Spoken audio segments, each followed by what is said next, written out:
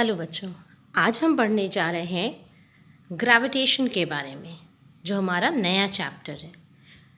Universal law of gravity के बारे में इसमें हम जानेंगे।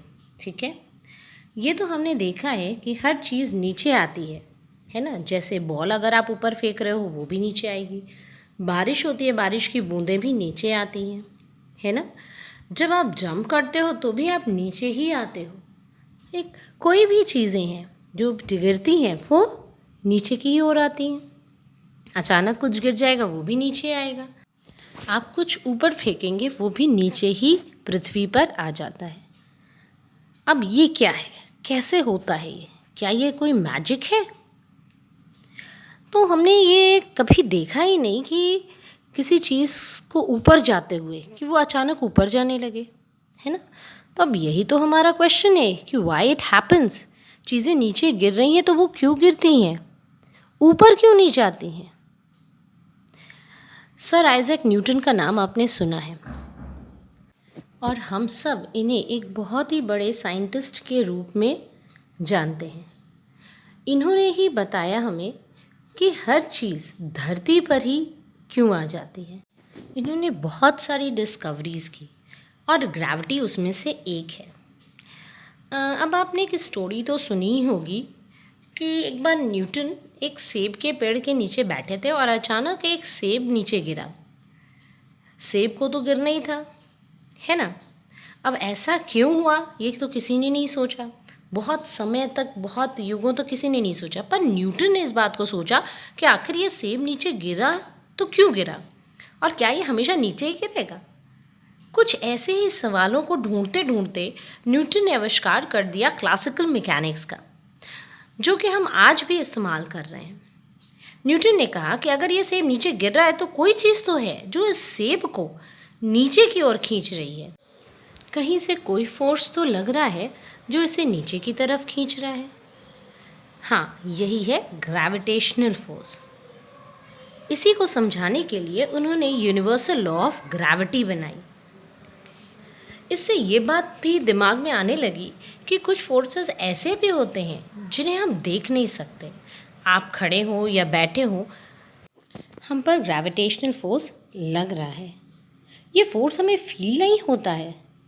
तब साइंटिस्ट के दिमाग में ये बात आई कि कुछ फोर्सेस ऐसे होते हैं जो एक्ट तो करते हैं पर इन फोर्सेस को हम देख नहीं सकते। उसका एक बहुत बड़ा एग्जाम्पल था gravitational force. Universal law of gravity के अनुसार अगर दो चीज़ें हमने यहाँ ली हुई हैं तो ये दोनों ही एक दूसरे को अट्रैक्ट करेंगी और यही है ग्रेविटेशनल फोर्स। हम जानते हैं फोर्स क्या है, एक वेक्टर क्वांटिटी है। इसका डायरेक्शन एक दूसरे की तरफ होगा क्योंकि दोनों ही एक दूसरे को अपनी ओर आकर्षित करेंगे, अट्रैक्ट करेंगे। न्यूटन ने कहा कि हर एक सिंगल ऑब्जेक्ट के पास एक फोर्स ऑफ ग्रेविटेशन होता है। सभी चीज़ें एक दूसरे को अट्रैक्ट करती हैं। जैसे यहाँ टेबल पे आप देख रहे हैं बहुत सारी चीज़ें रखी हैं, तो ये सभी चीज़ें एक दूसरे को अट्रैक्ट कर रही हैं। इसी तरह से आपने ये देखा है कि मून जो है वो अर्थ के चारों तरफ रिवॉल्व करता है। There is also a force of attraction, that is gravitational force. तो केवल मून ही नहीं, बाकी प्लैनेट्स पर भी ये ग्रेविटेशनल फोर्स लग रहा है। तो लोगों ने ये सोचा कि अगर ऐसा है, ये एक फोर्स ऑफ अट्रैक्शन है, तो सारी चीज़ें एक दूसरे से कोलाइड होकर के कोलैप्स क्यों नहीं हो जा रही हैं। अब आप बताइए ऐसा क्यों। इस क्वेश्चन का आंसर आपको ज़रूर दीजिएगा कमेंट में। तो ग्रेविटेशन जो है ये एक अट्रैक्शन फोर्स है, ना कि रिपल्शन फोर्स। ओके, तो जितने भी फंडामेंटल फोर्सेस होते हैं उनमें सबसे ज़्यादा वीकेस्ट फोर्स ग्रेविटेशनल फोर्स होता है, बट इसकी रेंज बहुत ज़्यादा होती है।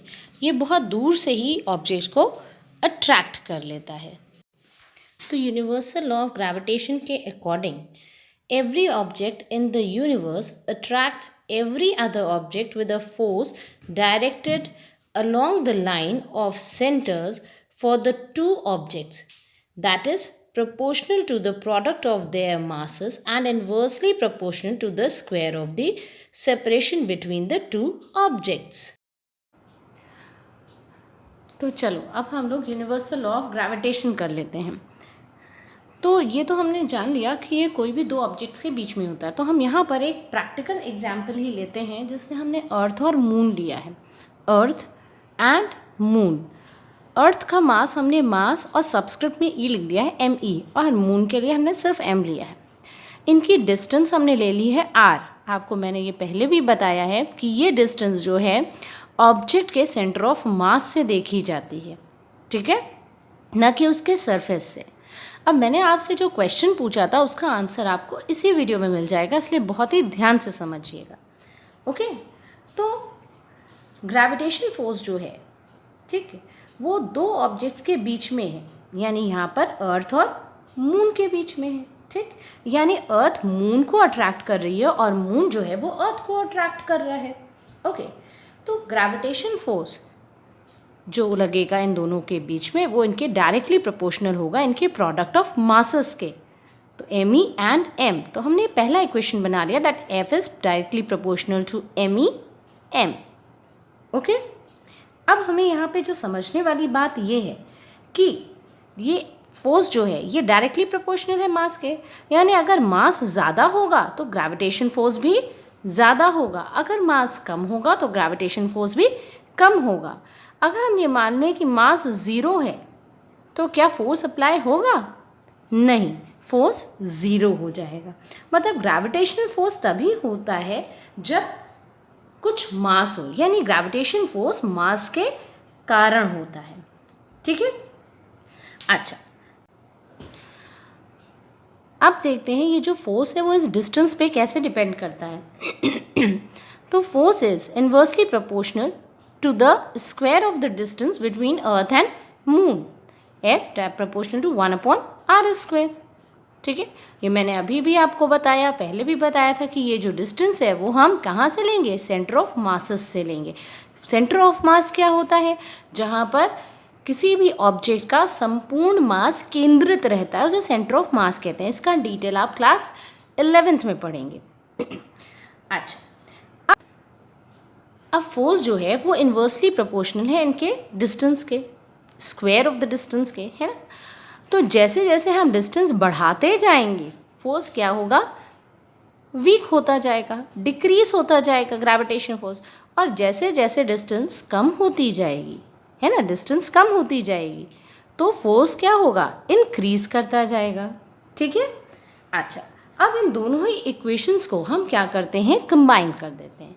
तो कंबाइनिंग बोथ द इक्वेशंस हमें क्या मिलेगा?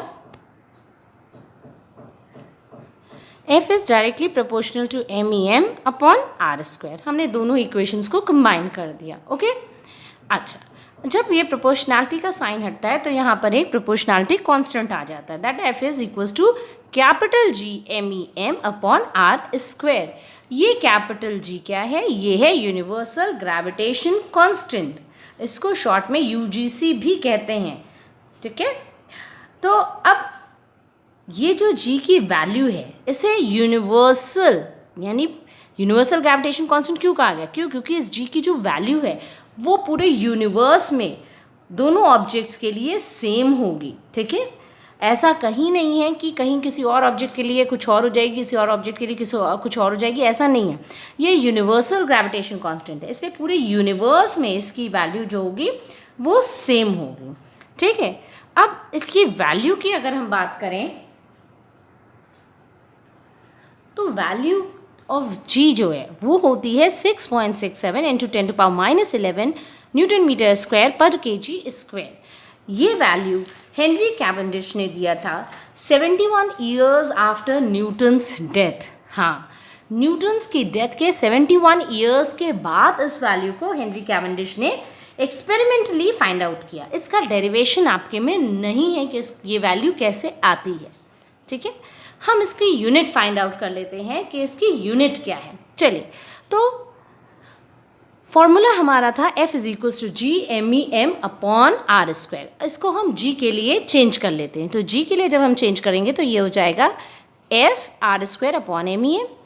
फोर्स को न्यूटन में मेजर किया, R डिस्टेंस है, मीटर में किया तो मीटर स्क्वायर, MEM मास दोनों kgs में ले रहे हैं तो kg इंटू kg स्क्वायर।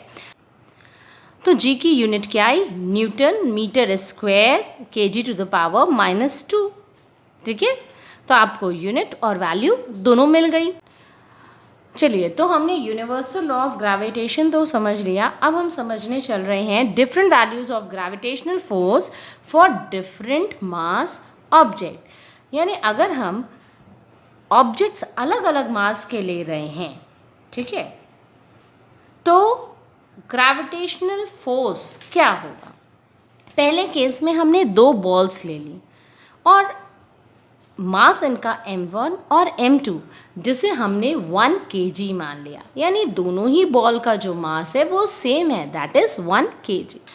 इनके बीच की जो डिस्टेंस है सेंटर ऑफ मास से, उसे हमने ले लिया 1 मीटर। ओके, तो अब देखते हैं कि ग्रेविटेशन फोर्स क्या आता है। चलिए, तो हमने फॉर्मूला यहाँ अप्लाई किया, F = G m1 m2 upon r square. G की वैल्यू रखी 6.67 इंटू 10⁻11। m1 और m2 दोनों ही 1 है, तो 1 into 1 will be 1। r square, r की वैल्यू 1 मीटर है, तो 1 का स्क्वायर 1 होगा। ओके, जब आप इस पूरे को सॉल्व करेंगे तो आप देख रहे हैं क्या आएगा, 6.67 इंटू 10⁻11 न्यूटन। ओके, तो F की जो वैल्यू है वो G की वैल्यू के इक्वल आई, कैपिटल G की वैल्यू के इक्वल आई, that is 6.67 into 10⁻11 newton. Means if the masses are small enough the force is also very less. यानी अगर हम बहुत ही छोटे मास के ऑब्जेक्ट्स ले रहे हैं तो फोर्स जो होगा वो भी उन दोनों के बीच, जो ग्रेविटेशनल फोर्स होगा उनके बीच, वो भी बहुत कम लगेगा। ठीक है, आइए दूसरा केस देखते हैं। इन द सेकेंड केस हमने एक ऑब्जेक्ट को, मान लीजिए कि वो बॉल है, उसे हमने अर्थ सरफेस पे लिया है। ठीक है, इस बॉल का जो मास है दैट इज़ 1 kg और अर्थ का जो मास है वो 6 इंटू 10⁻24 kg, बहुत ज़्यादा है। ठीक है, यानी अब क्या है, बॉल का मास बहुत कम है और अर्थ का मास बहुत ज़्यादा है। ठीक, इस बॉल की जगह आप अपने आप को भी खड़ा करके देख सकते हैं। ठीक है, क्योंकि आप भी अर्थ के सरफेस पे हैं। अब इस बॉल की अर्थ से हम डिस्टेंस देख लेते हैं क्या है। तो हमने कहा जो अर्थ की रेडियस है वो क्या है, 6.4 इंटू 10⁻3 किलोमीटर। इसे हमने मीटर में चेंज कर लिया, 6.4 इंटू 10⁻3 और 10⁻3 से फिर से मल्टीप्लाई कर देंगे तो ये मीटर में चेंज हो गया। मैंने अभी आपको बताया था कि जो डिस्टेंस हम मेजर करते हैं वो सेंटर ऑफ मास से मेजर करते हैं। तो अब आप कहेंगे कि हमने बॉल का सेंटर ऑफ मास क्यों नहीं देखा, कि जब यहाँ अर्थ के सेंटर ऑफ मास से ले रहे हैं तो हमें बॉल के सेंटर ऑफ मास तक जाना चाहिए। बॉल का जो मास है हमने 1 kg लिया है ना, तो इसकी जो डिस्टेंस हम ले रहे हैं सेंटर ऑफ मास से, ये बहुत ही नॉमिनल है, छोटी सी बॉल है ना, तो उतना वो मैटर नहीं करता है, बहुत ही नॉमिनल है। ठीक है, चलिए, तो अब हम इस पर फॉर्मूला अप्लाई करते हैं। F = G m1 m2 upon r square. G की वैल्यू 6.67 इंटू 10⁻11। m1 हमारे पास 1 है, मास ऑफ बॉल। m2 हमारे पास 6 इंटू 10⁻24 है, mass of earth.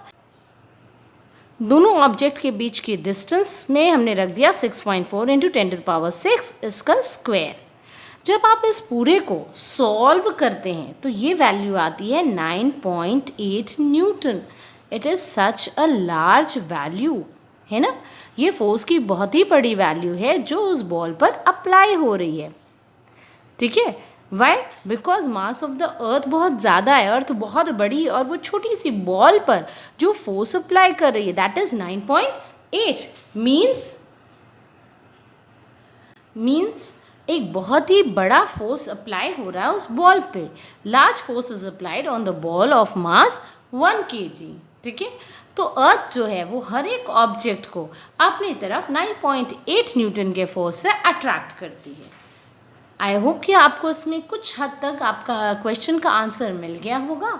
Next video में आपको आपके क्वेश्चन का कंप्लीट आंसर मैं दे रही हूँ।